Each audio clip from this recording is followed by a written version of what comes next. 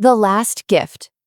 The champagne tower caught the afternoon light like liquid gold, each glass trembling slightly from the bass of the DJ's music.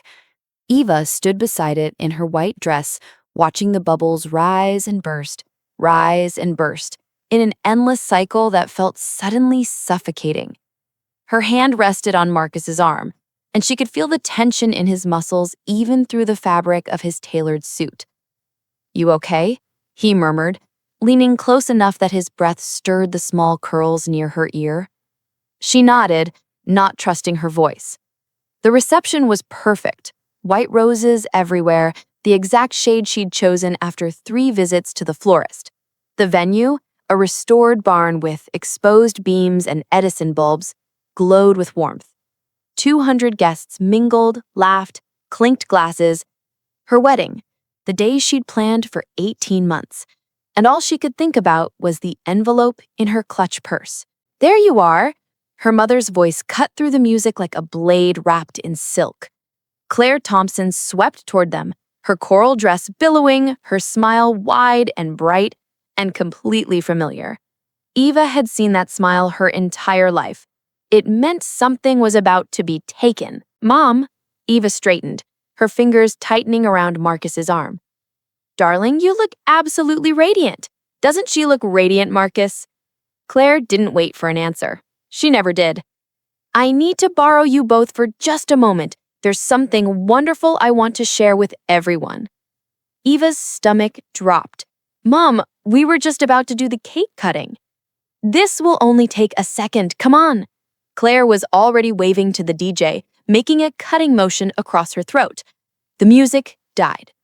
Conversation stuttered and stopped. 200 faces turned toward them. Marcus's hand found Eva's. His palm was warm, slightly damp. "What's happening?" he whispered. "I don't know." But she did know.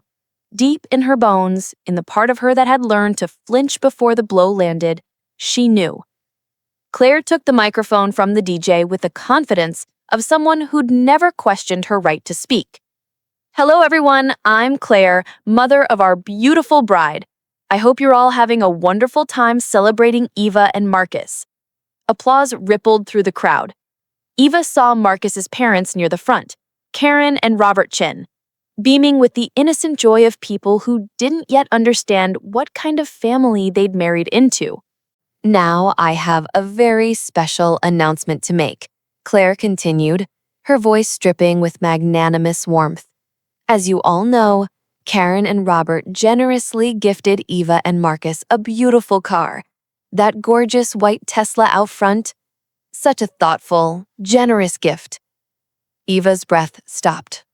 No. "But what makes this moment even more special," Claire said, her smile widening, "is that Eva has decided, in a beautiful gesture of sisterly love, to give that car to her sister, Jessica. Jess, honey, come up here." The crowd made appreciative noises. Some people started clapping. Through the blur of shock, Eva watched her sister emerge from the crowd, Jessica's face arranged in an expression of surprised gratitude that Eva recognized immediately. They'd rehearsed this.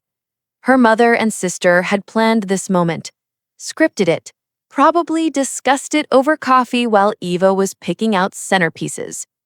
Jessica was younger by 3 years, prettier in the way that people noticed and commented on, with their mother's blonde hair and delicate features, where Eva had their father's darker coloring and stronger jaw.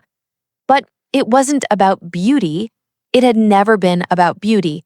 It was about the invisible contract Eva had signed at birth, the one that said, "You exist to give, she exists to receive." "Eva?" Marcus's voice was tight. "What the hell is this?" She couldn't answer. Her throat had closed. She watched Jessica climb the small platform where the DJ equipment sat, watched her mother pull her into a hug, watched 200 people smile and nod, because of course this was lovely. Of course this was what family did. Shared and sacrificed and put others first. The Tesla. The car Marcus's parents had given them as a wedding gift, a symbol of welcome into their family. The car with both their names on the registration, parked outside with a white bow on the hood. Karen had cried when she gave them the keys, had held Eva's face in both hands and said, "Welcome to the family, sweetheart." Eva's hands were shaking. Beside her, Marcus had gone rigid, his lawyer's mind probably already cataloging the violations, the assumptions, the sheer audacity. "Isn't that beautiful?" Claire was saying. "Eva has always been so generous, always thinking of others. It's one of the things we love most about her. Jess has been going through such a hard time. Her car broke down last month and she's been struggling to get to work. And when Eva heard about it, she immediately said, 'Mom, let's give Jess the Tesla.' That's just the kind of person she is." The lie was so smooth, so practiced. Eva had said no such thing. She'd known nothing about Jessica's car problems, because Jessica had stopped calling her months ago, right around the time Eva and Marcus had gotten engaged. The distance had hurt, but Eva had told herself it was normal, that they were both busy, that they'd reconnect after the wedding. Now she understood. Jessica had been waiting. They both had. "So let's all give a big round of applause for Eva's generous heart." Claire raised her glass. "To sisterhood! To sisterhood!" The crowd echoed, glasses lifting. Eva felt Marcus move beside her, felt him start to step forward, his face dark with anger. She grabbed his wrist, hard. "Wait," she whispered. "Eva, this is insane. That car was a gift to us, to both of us, from my parents. She can't just—" "I know." Eva's voice was steady now. The shock was burning away, leaving something harder underneath. Something she'd been building for months, brick by brick, in secret. "Trust me." She released his wrist and stepped forward. The crowd's attention swung back to her, faces open and warm, expecting her to say something gracious, something about how happy she was to help her sister, how family came first. Eva lifted her hand, and the conversations died away. "Thank you all so much for being here today. This day means everything to Marcus and me. Your presence, your love, it's what makes the celebration real." Nods, smiles. Her mother beamed. "Which is why," Eva continued, "I want to be completely honest with all of you about what just happened." The quality of the silence changed, sharpened. Claire's smile froze. "Sweetheart." Eva ignored her. She looked directly at Karen and Robert Chen, standing near the front with matching expressions of confused concern. "Karen, Robert, the Tesla you gave us was one of the most generous, meaningful gifts we've ever received. It wasn't just a car. It was a symbol of your trust, your welcome. It meant you were accepting me into your family." Karen nodded slowly, her eyes moving between Eva and Claire.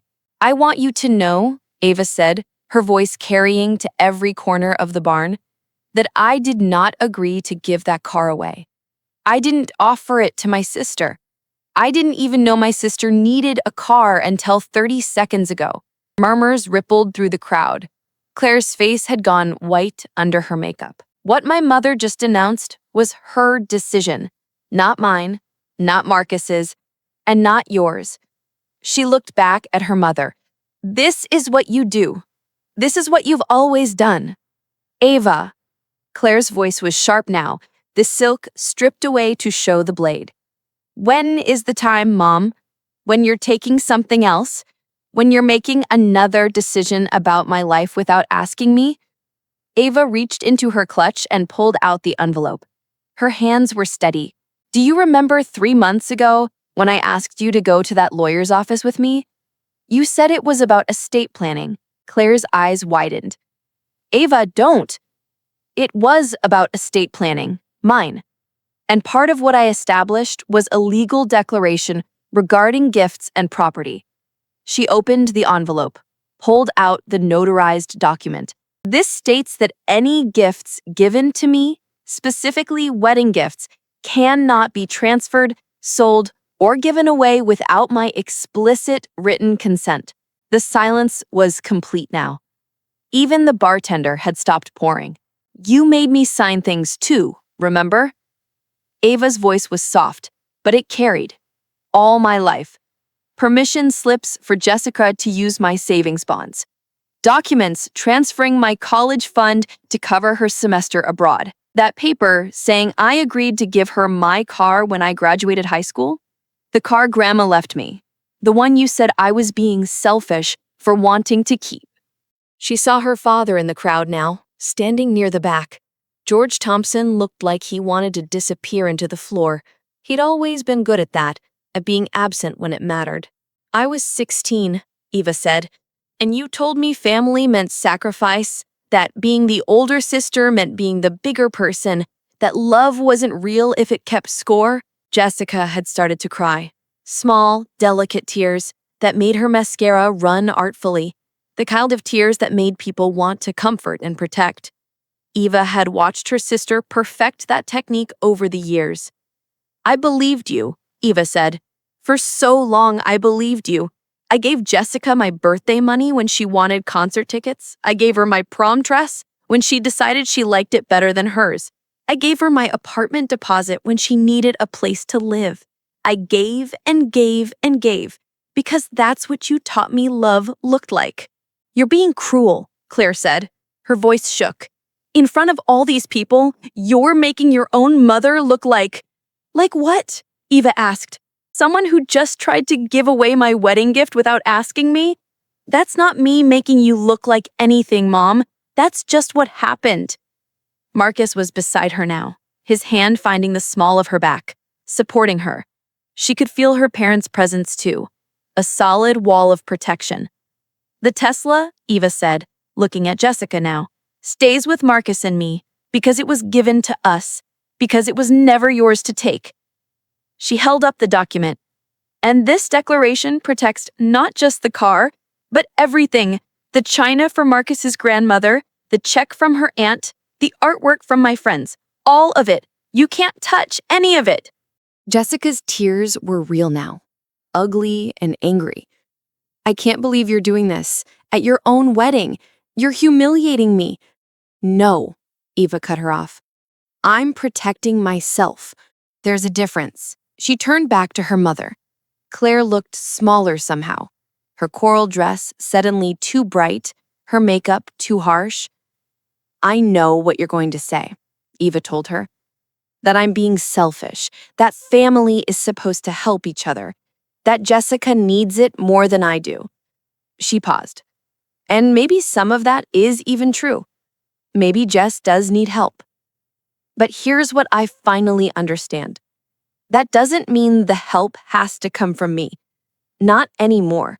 Not at the cost of my own dignity, my own boundaries, my own life. Everything I did, Claire's voice broke, I did because I love you, both of you. No, Eva shook her head. Love doesn't take without asking. Love doesn't manipulate. Love doesn't stand in front of 200 people and lie about what someone agreed to. She took a breath. What you did was make me responsible for Jessica's happiness. You cast me in a role, the giver, the martyr, the one who's supposed to be strong enough to sacrifice. And you cast her as the one who needed rescuing. And neither of us ever got to choose. She looked at Jessica, really looked at her. Her sister was 26 years old, beautiful and talented, and completely dependent on other people to save her from every problem, because someone had always saved her. Usually, Eva. I'm sorry you're struggling. I'm sorry your car broke down, but I can't be your solution anymore. I can't be the one who gives up everything so you don't have to feel discomfort. That's not love. That's just a script, and I'm done reading from it. She folded the document carefully, put it back in her clutch. This wedding, she said loud enough for everyone to hear, was supposed to be a beginning, a celebration of Marcus and me building something new. And that's still what it is. But it's also an ending. She looked at her mother. I'm ending the part where I sacrifice myself to keep everyone else comfortable. I'm ending the part where my needs come last. I'm ending the role you wrote for me before I was old enough to understand I could refuse it. The barn was so quiet she could hear the wind chimes outside. Jessica's tears were real now, ugly and angry. I can't believe you're doing this. At your own wedding. You're humiliating me. No, Eva cut her off. I'm protecting myself. There's a difference. She turned back to her mother. Claire looked smaller somehow. Her coral dress suddenly too bright, her makeup too harsh. I know what you're going to say, Eva told her. That I'm being selfish, that family is supposed to help each other, that Jessica needs it more than I do. She paused. And maybe some of that is even true. Maybe Jess does need help. But here's what I finally understand. That doesn't mean the help has to come from me. Not anymore. Not at the cost of my own dignity, my own boundaries, my own life. Everything I did, Claire's voice broke, I did because I love you, both of you. No, Eva shook her head.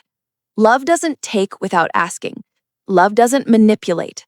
Love doesn't stand in front of 200 people and lie about what someone agreed to. She took a breath. What you did was make me responsible for Jessica's happiness. You cast me in a role, the giver, the martyr, the one who's supposed to be strong enough to sacrifice. And you cast her as the one who needed rescuing. And neither of us ever got to choose. She looked at Jessica, really looked at her. Her sister was 26 years old, beautiful and talented, and completely dependent on other people to save her from every problem, because someone had always saved her.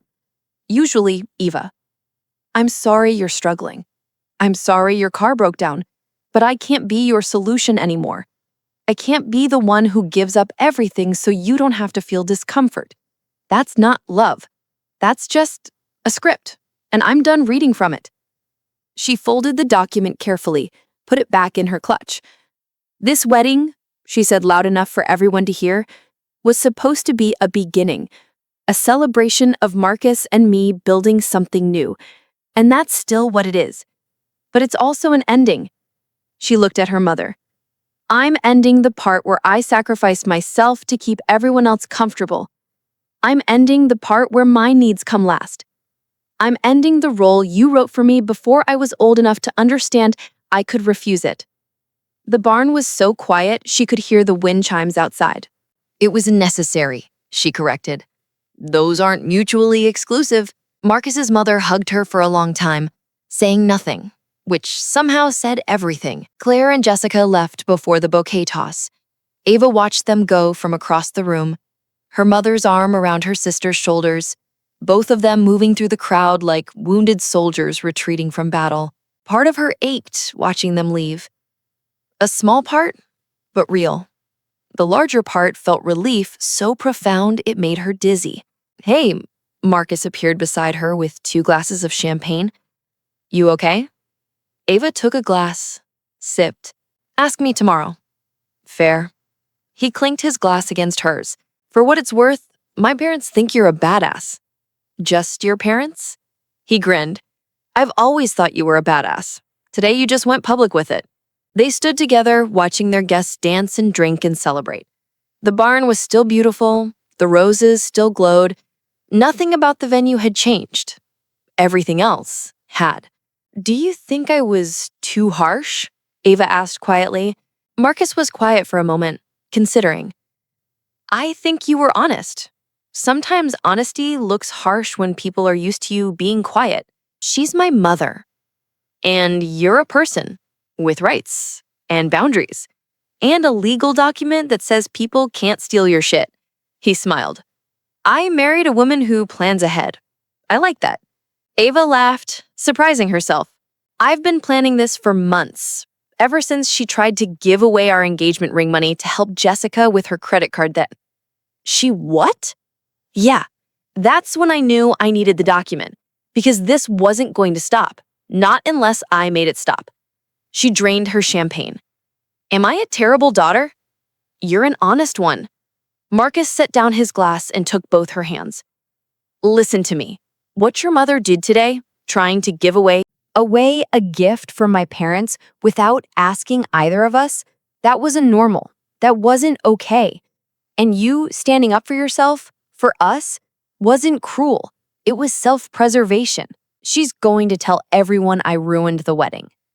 Maybe, or maybe some people will understand that you finally stood up for yourself after a lifetime of being bulldozed. He squeezed her hands. Either way, we know the truth. We were there. We have the receipts. Literally. Eva smiled at that. The notarized document in her clutch felt like armor, like proof that she'd learned something after all these years. That love without boundaries wasn't love at all. It was just another word for erosion. Dance with me? Marcus asked. The song's almost over. Then we'll dance to the next one. And the one after that. He pulled her toward the dance floor. We've got all night. We've got the rest of our lives. As they swayed together, Eva's white dress brushing against Marcus's black pants, she thought about the script she'd been following her whole life. The one where she always said yes, always sacrificed, always made herself smaller so others could be bigger. That script had called for her to smile at the reception, to graciously accept her mother's announcement, and maybe pull Claire aside later and quietly, privately express her hurt. It had called for her to protect everyone else's feelings at the expense of her own. She'd thrown that script away. And standing there in her wedding dress, in her husband's arms, surrounded by people who had witnessed her refusal to disappear, Eva felt something she hadn't felt in years. She felt like herself, not the convenient daughter, not the sacrificial older sister, not the role she'd been assigned. Just Eva. Finally, completely, undeniably herself. The song changed. Marcus spun her, and her dress flared out around her legs like wings. When she came back to center, his hand solid against her waist, she was laughing. "What?" he asked, smiling at her joy. "Nothing. Everything. I'm free."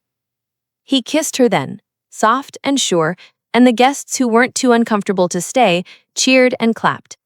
The barn lights glowed, the roses released their scent, the champagne bubbles rose and burst, and Eva Chen, no longer Eva Thompson, danced at her own wedding, unbound at last.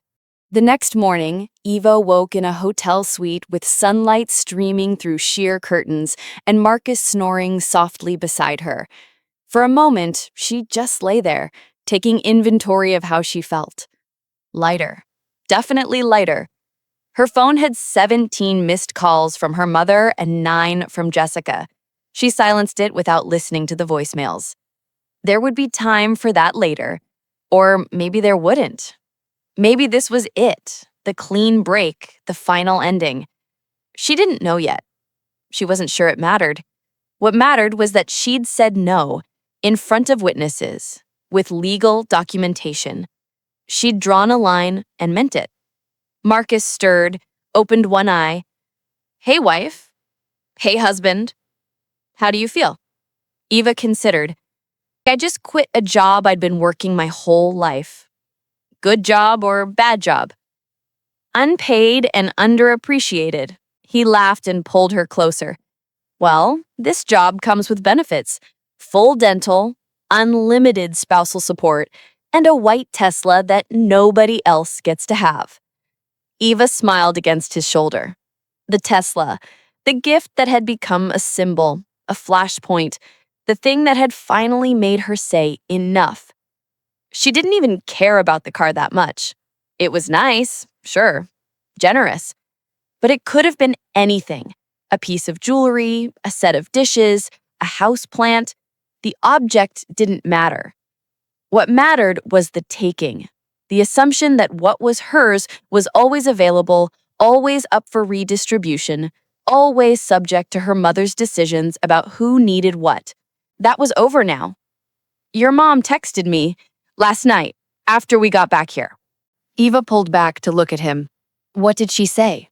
"That I should talk sense into you, that family is more important than pride, that Jessica really does need help." He paused. "That you're breaking her heart." The words landed with familiar weight.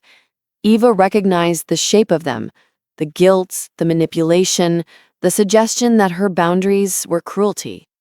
"What did you say?" she asked. "I said family doesn't steal from family, and that pride isn't the same thing as self-respect." Marcus touched her face gently. "And that her heart will heal, but your dignity shouldn't have to be the price." Eva felt tears prick her eyes. "Thank you. I've got your back. That's the deal. That's the actual deal we made yesterday." He kissed her forehead. "Your family doesn't get to steamroll us. Either of us. We're a team now." They lay there in the expensive sheets, listening to the sounds of the city waking up outside. Eventually, they'd have to get up, pack, head to the airport for their honeymoon. Eventually, Eva would have to decide what contact with her mother and sister looked like now, in this new reality where she'd finally said no. But not yet. For now, she let herself be still, let herself breathe, let herself exist without giving, without sacrificing, without making herself small. She was done being convenient. She was done being the script. She was just Eva, and Eva was enough. Outside, the city hummed with life and possibility. Inside, in the quiet of the hotel suite, Eva Chen closed her eyes and slept without guilt for the first time in 30 years. The script was over. The story, her real story, was just beginning. And this time, she was writing it herself.